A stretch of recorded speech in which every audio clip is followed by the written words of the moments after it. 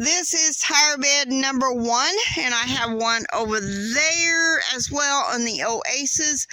And I'm going to be planting white Yukon Gold potatoes and some red potatoes. I think red Pontiac, I think that's the name.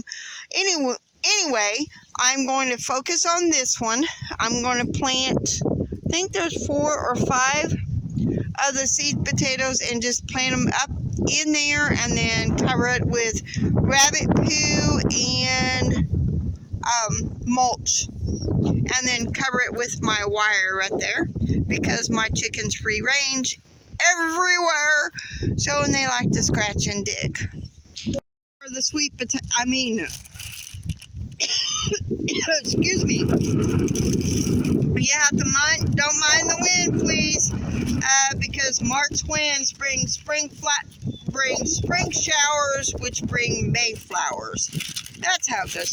Well, a lot of them have the eyes. Let me get this opened up.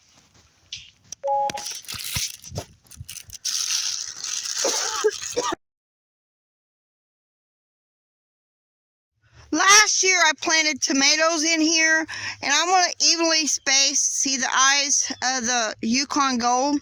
I'm going to leave this tag in here somehow, and I'm going to evenly space the 5 potatoes.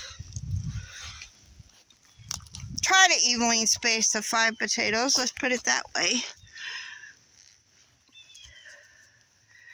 And then make sure the eyes are kind of showing up. And then I'm going to cover it with mulch and rabbit poo.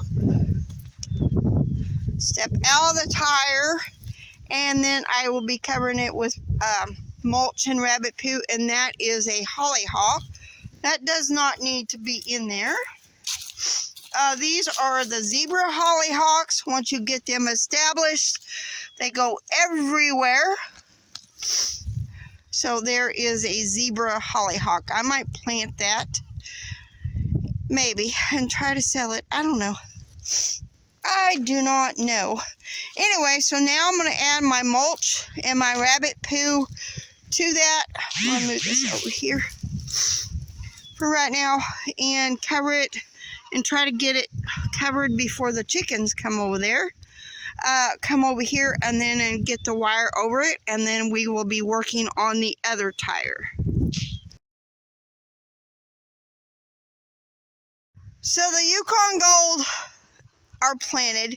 Once they start sprouting up, I will be adding more, either dirt, compost, or rabbit poo, one of the 3. Now I need to water it in. Put the lid over first before I water it in, because they've already been over here thinking they could come in here and scratch, but that's chickens. And we're supposed to have below freezing temps. These potatoes should be fine. I might add another load, couple buckets of mulch on top of the rabbit poo, just to kind of help it a little bit. And I will be planning adding a little bit in here and adding, trying to get some rabbit poo at least on the top and some mulch. And I'm going to put onions around. Same way with this one as well. These are the only 2 pots that is in Coco's Corners that will be planted tomatoes. I had celebrity tomatoes in there last year. They did wonderful.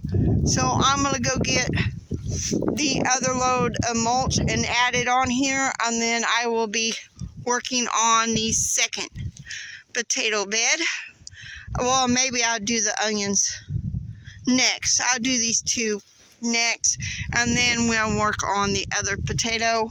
That is my plan today. That is what I'm doing. I'm planting potatoes and onions as much as I can before the next freeze, before St. Patty's Day, which is Friday, and this may be aired on Thursday or Friday, not 100% when I get this aired, but that is what I am doing today, besides, of course, canning later on.